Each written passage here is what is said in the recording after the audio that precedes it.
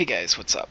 So there's one last thing that I wanted to share with you all before the patch goes live and we all start the craziness that is this winter holiday event and Venom's release and the new one-shot and all that stuff. And that, of course, is my build for the big guy himself, Venom.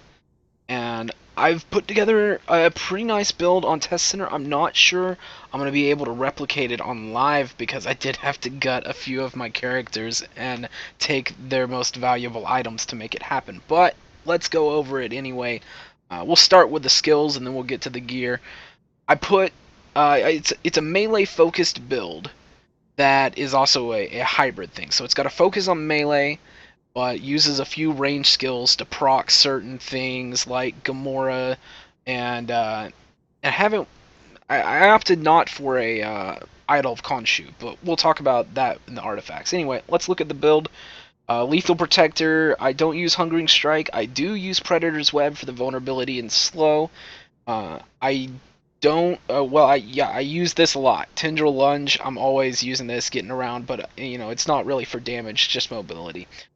Dark Tendrils, I've only got 1 point in here because I find that there are plenty of ways to keep your Ichor up naturally, just through using Come to Venom or other kind of things. You can put a few points in here and there to get some Ichor return on kill or on hit, and if you work the artifacts right, you might not even need to use Dark Tendrils eventually, and that's what I'm going to move into, but that hasn't come to fruition with the build that I've put together yet, but maybe soon in the future.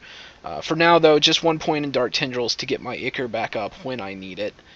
1 point Web Swing for getting around, and then 1 point in Come to Venom, mostly just for that power base damage increase. That's going to make my other melee attacks hit a lot harder.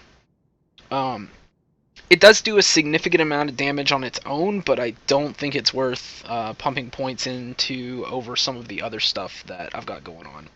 In the Monstrosity tree, we've got 1 point Symbiote Surge. I don't use that much. 1 point Infect. Now this is very important. It's got that passive thing on it. You definitely want to put 1 point in here just so you've got the regen going on whenever you hit weakened targets.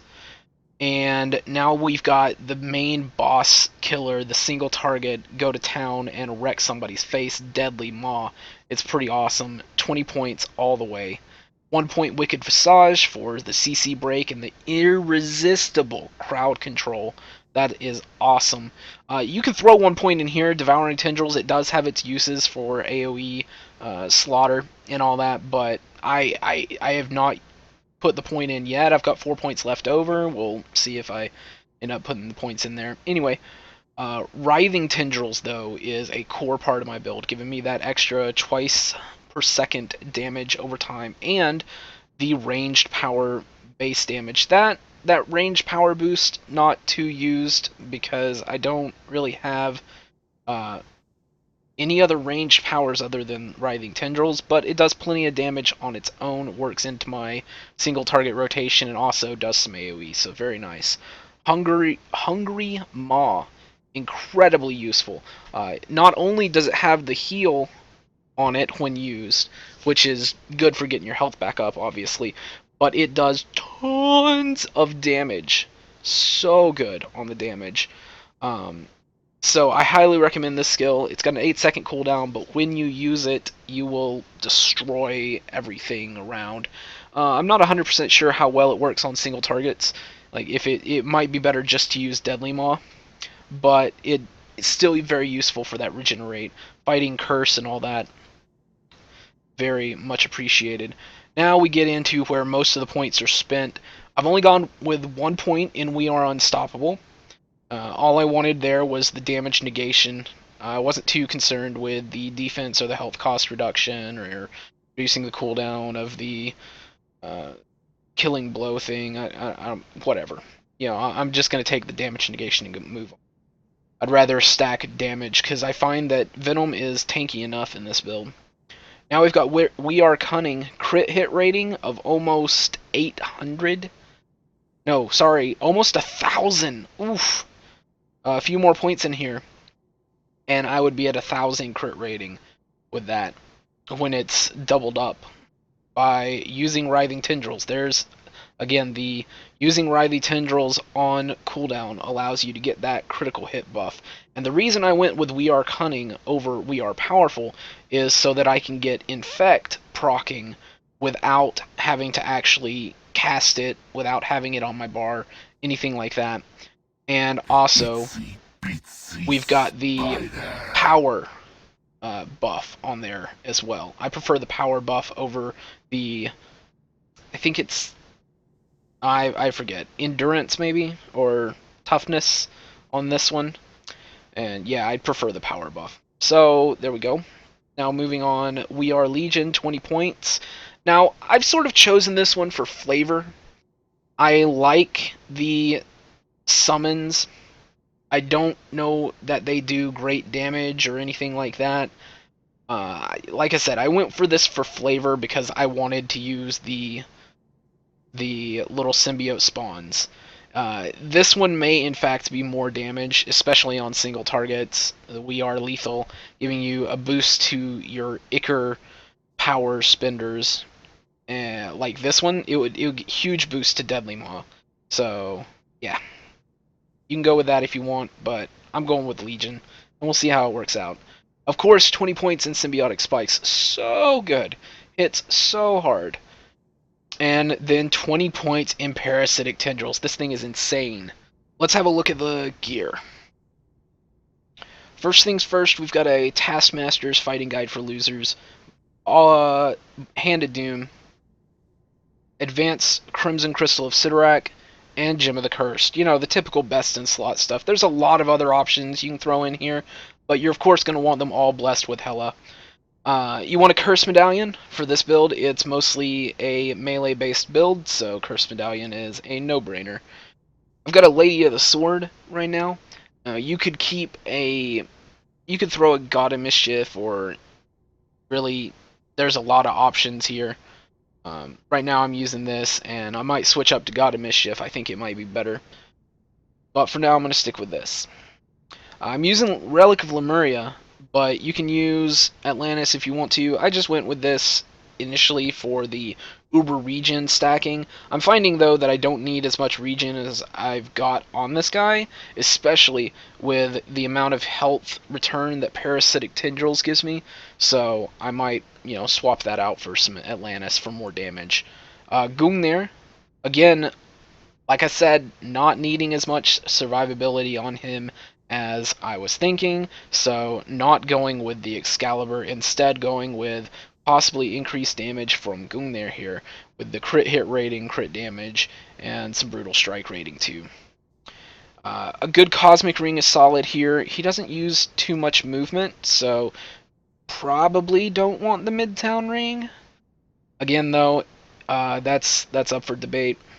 And there might be some solid Industry City rings. Industry City rings could be pretty awesome for Venom, but I haven't really seen any of those. So, anyway, I'm just using all of his uniques.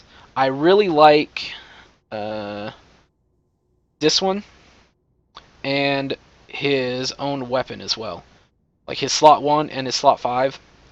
I really like them, and this one especially, the Madness, with the when you critically hit regenerate 150 health, and being under a certain amount of health makes this effect doubled.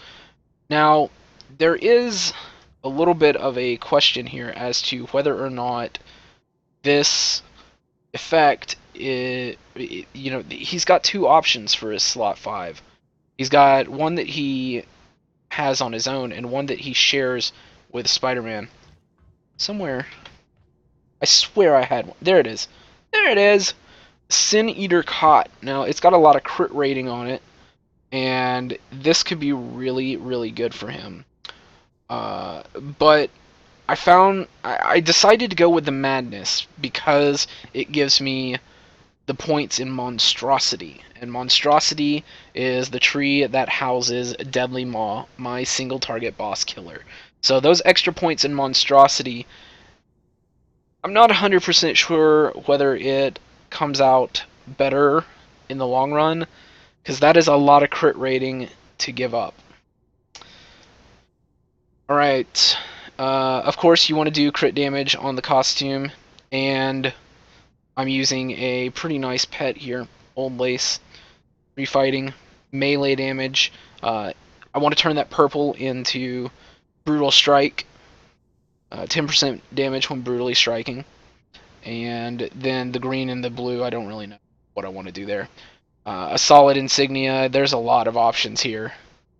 A lot of options. The one I've got right now is just something I had in the bank, and it's probably not the best.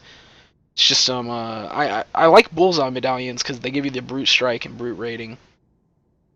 But the stats on this are really kind of crap, and I need to replace it. Anyway, that's pretty much the build. Like I said, you want to go with Gamora or another option, Drax. Drax could be a good option because you're mostly melee. There may be a few other options, maybe some She-Hulk or who knows? Who knows, man? There's a lot of options for team ups, but I chose to go with Gamora. And that pretty much completes the build. Let's go see some gameplay. Malekith, command your doom.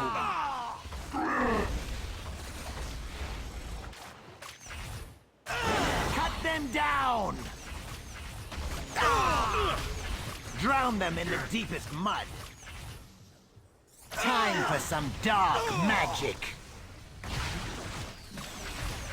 Interloper.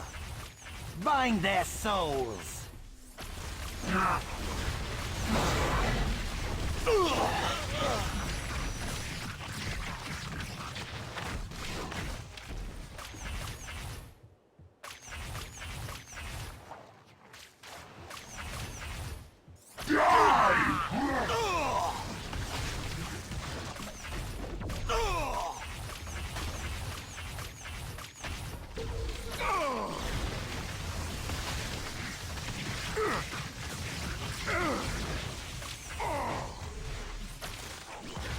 No one stands against curse!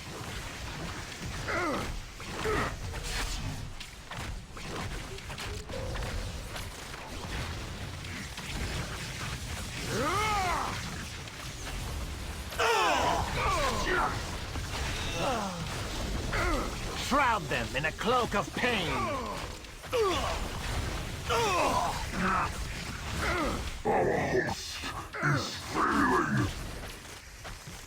If you enjoyed this video, be sure to rate, comment, share, and subscribe, and I'll see you in the next one.